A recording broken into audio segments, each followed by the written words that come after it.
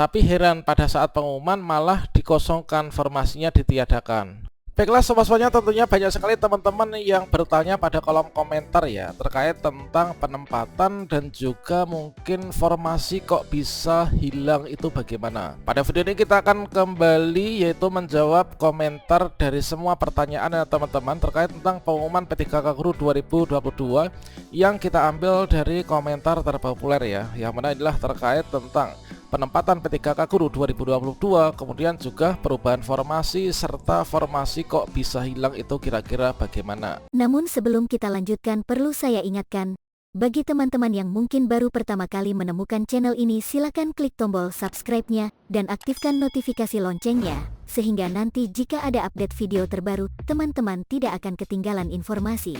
Baiklah sobat-sobatnya, di sini kita samakan topiknya, yaitu kita ambil satu dulu ya, yaitu dari Ibu Cici Dwinda Marita, yang mana beliau bertanya dalam komentar, yaitu di tempat saya itu yang lulus dan mendapat penempatan formasi adalah guru induknya sendiri, padahal kalah perankingan. Justru yang nilainya tinggi ini tidak dapat penempatan karena tidak ada formasi di sekolahnya. Apakah mekanismenya seperti itu?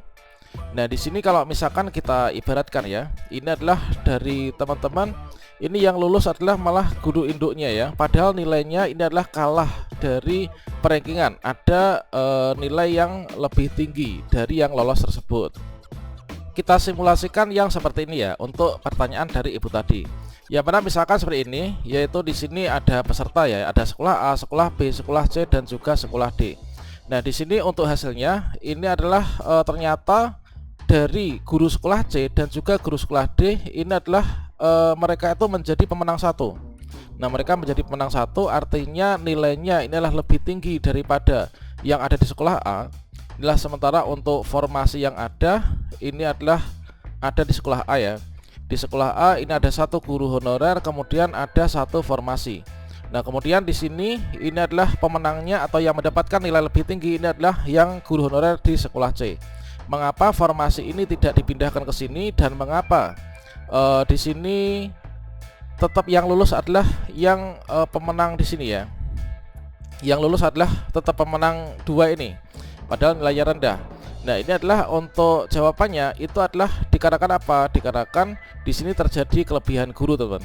Kalau misalkan di sini kita ini sebagai pemenang satu ya, ini seharusnya kan kita bisa menarik formasi ke sini kan.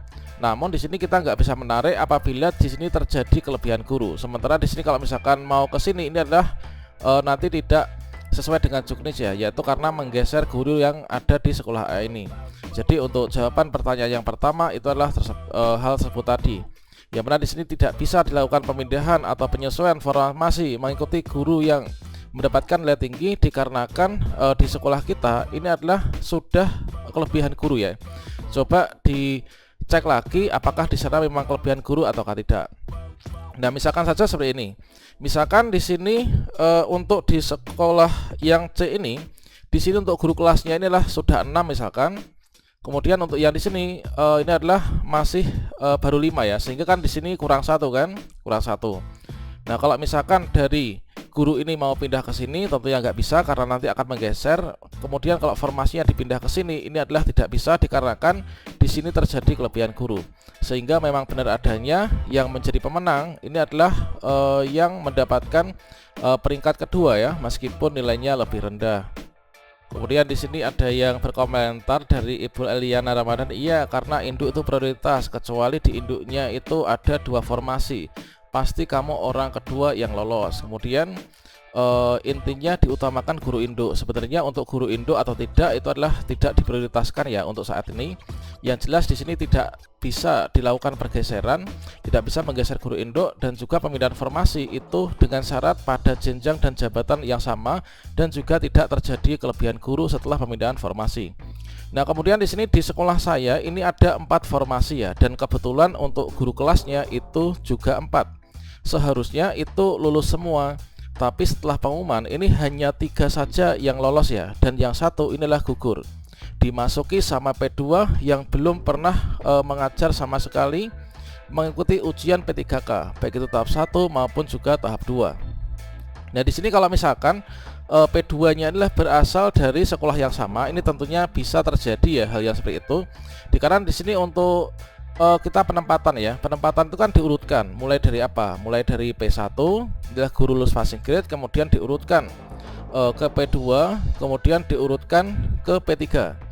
Nah, di sini otomatis kalau misalkan ada 4 formasi, ya ada 4 formasi, maka di sini untuk formasi yang 3 ini diberikan untuk P3, sementara yang satu ini adalah diberikan untuk yang P2 ya. Ini adalah satu.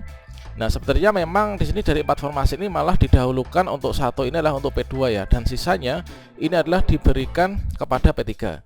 Mengapa di sini yang satu nggak lolos? Ya dikarenakan dari hasil seleksi observasi itu tentunya ada yang mendapatkan nilai paling tinggi kan, meskipun di sana itu kemarin observasi itu adalah mengisi semacam kuesioner, namun pada akhirnya itu dilakukan pembubutan yang menimbulkan untuk hasil akhirnya itu dalam bentuk kuantitatif. Tentunya di sana ada nilai-nilai dan tentunya juga diambil ranking yang tertinggi ya, dari ranking 1, 2, kemudian juga yang ketiga.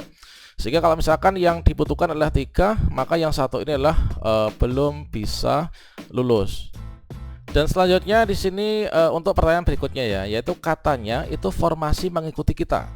Buktinya di daerah kami guru yang nilainya lebih tinggi itu kalah dengan P2 yang nilainya rendah.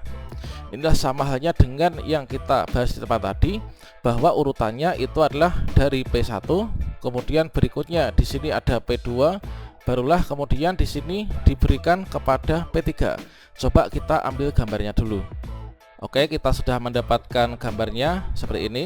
Kalau misalkan kita cek kembali terkait tentang aturan main pendaftaran seleksi P3K Guru 2022, yang mana di sini ini adalah kalau misalkan kita melihat pada bagannya ya. Ini adalah yang pertama, penempatan formasi diberikan untuk P1 ya. Untuk P1 ini adalah berdasarkan dari penyesuaian formasi, artinya bisa menarik formasi. Nah, sisa dari P1 ini adalah digunakan untuk mengangkat yaitu P2 ya. Nah, P2. Nah, sehingga di sini kalau misalkan ada P2 yang belum terangkat, maka formasi belum bisa diberikan untuk yang P3. Barulah kalau misalkan ada sisa formasi dari P2 ini diberikan kepada P3. Makanya di sini ditanyakan tadi adalah nilainya lebih tinggi, kalah dengan P2. Mengapa P2 ini bisa menang? Dikarenakan meskipun nilainya itu kalah dari P3 ya, yang dapat nilai tinggi ini, namun dari skala prioritas ini adalah urutannya itu adalah lebih tinggi untuk teman-teman yang P2 tersebut ya. Kemudian untuk yang berikutnya ini sepertinya adalah bukan pertanyaan ya, namun ada keluhan gitu kan. Entah siapa yang salah. Ada yang lulus tidak dinilai oleh kepala sekolah, kemudian ada yang lulus tidak ikut tahap 1 dan tahap 2 tapi statusnya P3. Ada yang lulus guru induk tapi dilempar di sekolah lain, dan juga ada yang lulus tapi tidak dapat lokasi penempatan. Kemudian di sini pada intinya ini adalah tiba-tiba formasi ini dirubah ya pada tanggal 3 Maret sementara pendaftaran ini telah selesai. Nah, yang jadi korban adalah tidak mendapatkan penempatan guru induk yang telah mengabdi lama. Nah, ini terkait yang pertama ya, ini adalah ada yang tidak dinilai oleh kepala sekolah. Mengapa di sana tidak dinilai kepala sekolah ini bisa mendapatkan nilai? Kalau misalkan teman-teman cek kembali ya terkait tentang aturan untuk seleksi verifikasi kesesuaian, di sana itu kan ada prosentasenya ya. Kalau misalkan di sini semuanya ini menilai, baik itu dari kepala sekolah, guru senior maupun juga pengawas menilai semua, nanti bobotnya itu juga akan sama dengan yang menilai hanya kepala sekolah dan guru senior, sedang pengawas tidak. Kemudian juga yang menilai dari kepala sekolah dan juga pengawas, guru senior tidak. Itu adalah sudah ada pembobotan dan juga itu sudah adil, teman-teman. Kemudian ada yang lulus tapi ada yang tidak ikut tahap 1 dan tahap 2 status P3 ini lulus. Nah, memang P3 itu adalah tidak harus ikut tahap 1 maupun tahap 2 ya. Yang penting untuk P3 itu adalah terdaftar di Dapodik, masa kerja lebih dari 3 tahun, itu adalah otomatis menjadi peserta P3 dan ikut seleksi verifikasi kesesuaian kan. Ada yang lulus guru induk tapi dilempar ke sekolah lain. Nah, kalau misalkan di sekolahnya nggak ada formasi, ya memang dilempar ke sekolah lain. Kalau misalkan di sekolahnya ada formasi namun nggak linear, maka juga akan tetap dilempar di sekolah lain ya. Kemudian dan ada yang lulus tapi tidak dapat lokasi penempatan. Nah, nggak dapat lokasi penempatan, kita lulus. Nah, ini karena apa? Karena kita kalah perankingan kan. Nah, kalau kita kalah perankingan karena yang diambil nilai yang paling tinggi, maka kita ini lulus tapi tidak dapat lokasi penempatan. Ini adalah terkait tentang formasi yang dirubah, itu adalah mengikuti nilai yang lebih tinggi ya, atau mengikuti guru yang lulus. Dan berikutnya di sini adalah pertanyaannya, ini permasalahan. Saat mendaftar P3 di sekolah saya ada formasi, tetapi setelah keluar pengumuman di SSCSN, formasi di sekolah saya itu tidak ada. Dengan status saya ini menjadi TP ya, atau tidak mendapatkan penempatan. Kok bisa? Nah, ini kita sudah bahas pada video sebelumnya kan. Nah, setelah konsultasi ke pengawas, disarankan untuk apa? Untuk mengajukan sanggahan di akun SSCSN masing-masing, bahwa formasi saat daftar ada, tapi sekarang formasi kok kosong, serta bukti akun saat mendaftar, dan kalau ada bukti formasi saat mendaftar bahwa di sekolah itu ada formasi. Kalau misalkan kasusnya seperti ini, teman-teman ini mengajukan sanggah pun ini juga tidak mungkin akan diterima ya. Dikarenakan apa? Dikarenakan di sini perubahan formasi itu terjadi karena memang mengikuti guru yang mendapatkan nilai paling tinggi kan untuk observasinya. Jadi untuk gambarannya misalkan seperti ini ya. Misalkan ini ketika pendaftaran di sini di sekolah saya ini terdapat satu formasi dan ada 2 guru status P3. Nah, kemudian selama proses seleksi dan setelah diumumkan, yang awalnya ketika pendaftaran ini formasinya ada, ketika diumumkan ternyata di sini formasinya hilang dan saya dan teman saya ini tidak lulus malahan. Nah, kemudian malah formasi tersebut itu adalah diberikan kepada guru yang ada di sekolah lain. Mengapa bisa demikian? Nah, memang kalau misalkan P3 itu adalah untuk penentuan kelulusannya itu diambil dari nilai yang paling tinggi kan. Nah, nilai yang paling tinggi itu akan menarik formasi. Nah, di sini terjadi penyesuaian formasi dari sekolah A ke sekolah B ini, sehingga ketika proses pengumuman ini formasinya ini sudah tidak ada. Akhirnya berdampak pada kita tidak mendapatkan penempatan. Nah, itu adalah sudah dijelaskan pada Juknis dan juga Permenpan RB-nya ya, terkait tentang mekanisme pemindahan formasi itu mengikuti guru yang lulus.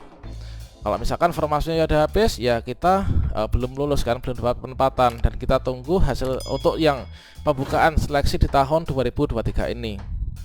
Dan berikutnya di sini untuk yang terakhir ya, ini juga sama topiknya, yaitu formasi hilang atau formasi berubah.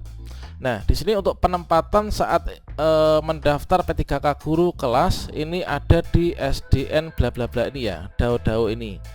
Tapi heran pada saat pengumuman malah dikosongkan, formasinya ditiadakan.